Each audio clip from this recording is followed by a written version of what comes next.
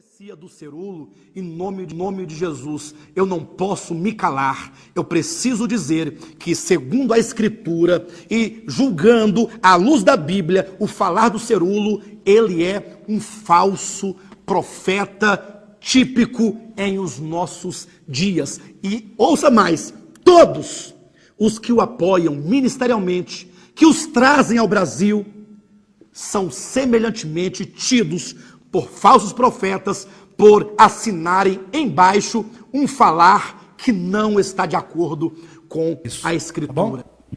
É porque o ministério, de volta à palavra, é diferente mesmo. Mas não é diferente por invenção, é diferente por compreensão. Diga para o seu irmão: Paulo de Tarso, o homem de Deus para o século 21. Pensa, Martinho Lutero foi o homem que marcou aquela era, e outros que estavam com ele, que compuseram aquele quadro daquela época. Todavia, nós estamos falando agora do nosso tempo, do século 21. E Deus precisa de levantar homens. Amados, de todos os homens, acredito que Paulo é o homem mais apropriado. O apóstolo Paulo. Nós temos uma identificação muito íntima com Paulo. Acredito que se Paulo vivesse no nosso tempo, ou nós no tempo de Paulo, nós seríamos muito próximos. Porque, na verdade, nós temos um amor muito grande pelo ministério do apóstolo Paulo, um homem que marcou o seu tempo e é o homem necessário para o nosso tempo. Fica aí, como diz o apóstolo Paulo, a respeito dele próprio, no seu testemunho: aprouve revelar o seu filho em mim. Não é revelar o seu filho a mim, é revelá-lo em mim. Paulo, você é um canal.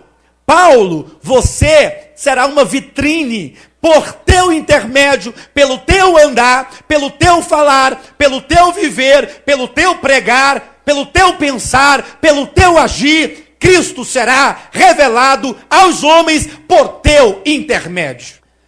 Ora, se Paulo é a pessoa que vai revelar Cristo aos homens, se ele foi separado antes mesmo de nascer, se ele está dentro de um projeto, por que Jesus Cristo, ao invés de ir a Judas Iscariotes, chamá-lo para compor o ministério apostólico, para depois trazer tantos problemas, roubava o dinheiro que entrava na bolsa das ofertas?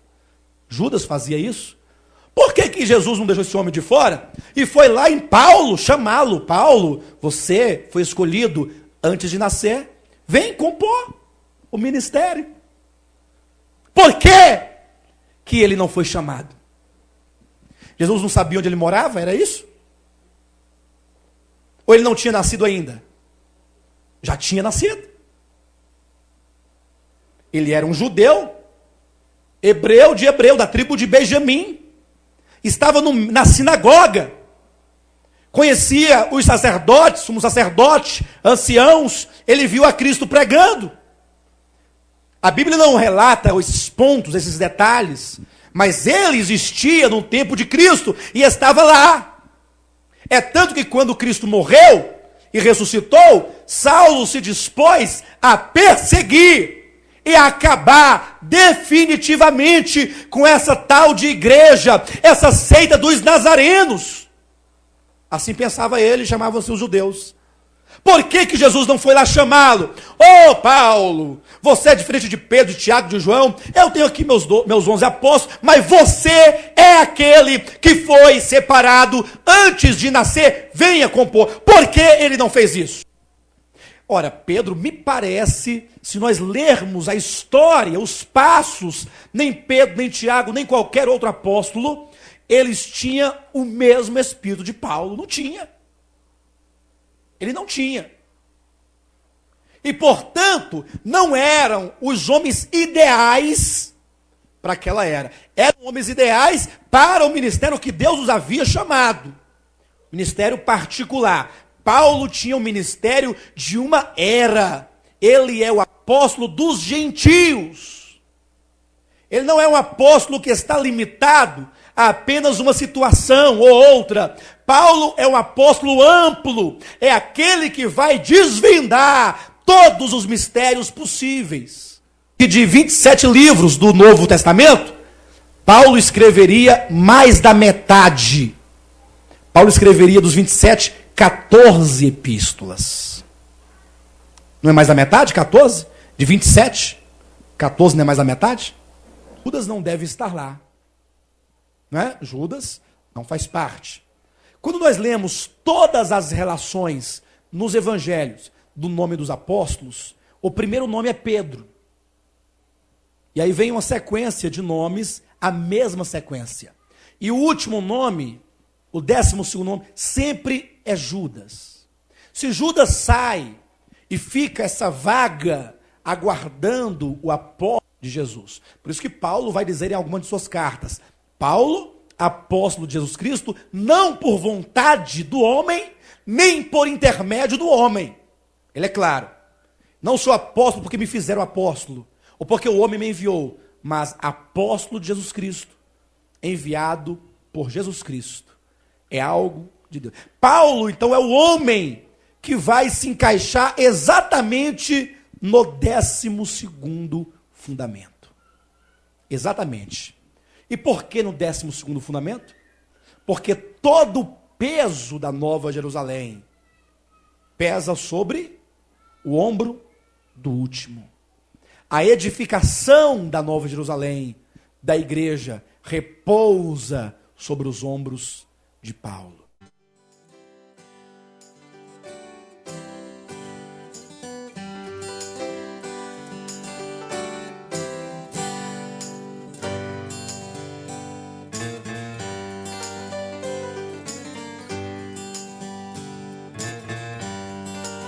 Eu sou de Paulo, eu de Apolo. Essa briga tão antiga continua a se travar, e a razão continua sendo a mesma. Eu sou de Paulo e eu de Apolo. Essa briga tão antiga continua a se travar, e a razão continua sendo a mesma.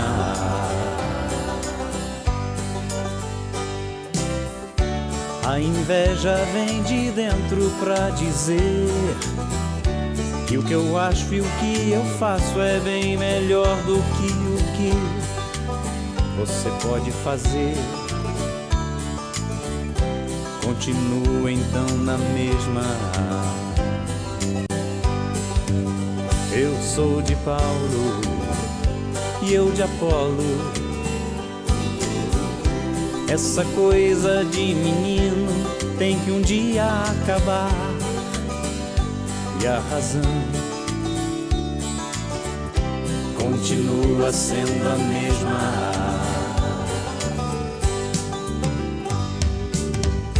O abandono dessa vida tão carnal e a consciência de que somos diferentes, mas somos todos iguais. Somos servos do Altíssimo.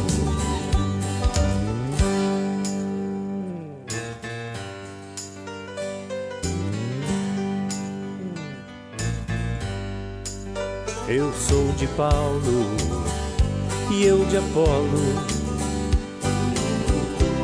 Não importa qual o nome que o irmão já tem aí, e a razão continua sendo a mesma.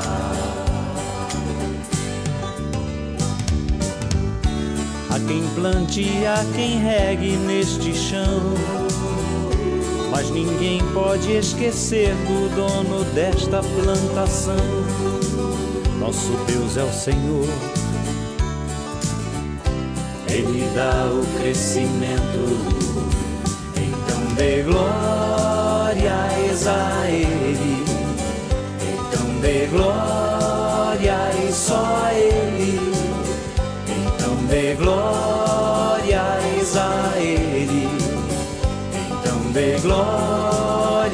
e só a Ele.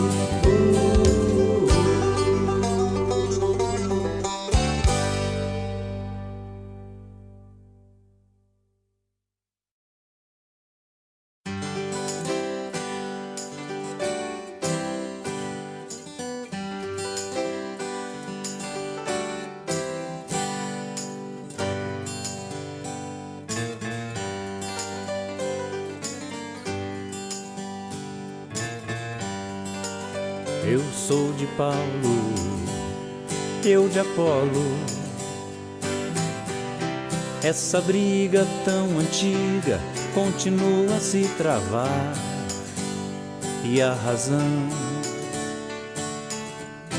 continua sendo a mesma.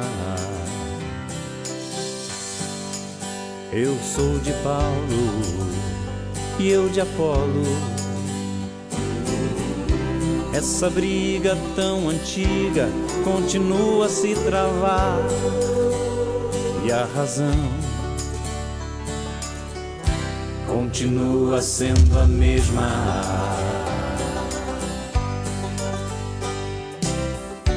A inveja vem de dentro pra dizer que o que eu acho e o que eu faço é bem melhor do que o que você pode fazer. Continua então na mesma.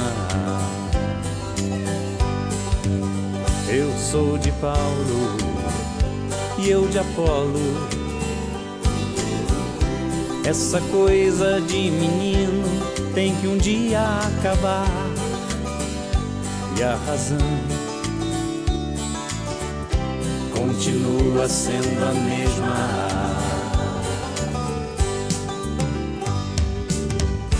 O abandono dessa vida tão carnal e a consciência de que somos diferentes, mas somos todos iguais.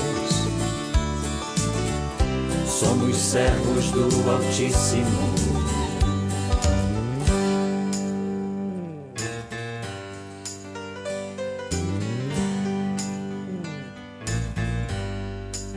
Eu sou de Paulo e eu de Apolo. Não importa qual o nome que o irmão já tem aí, e a razão continua sendo a mesma.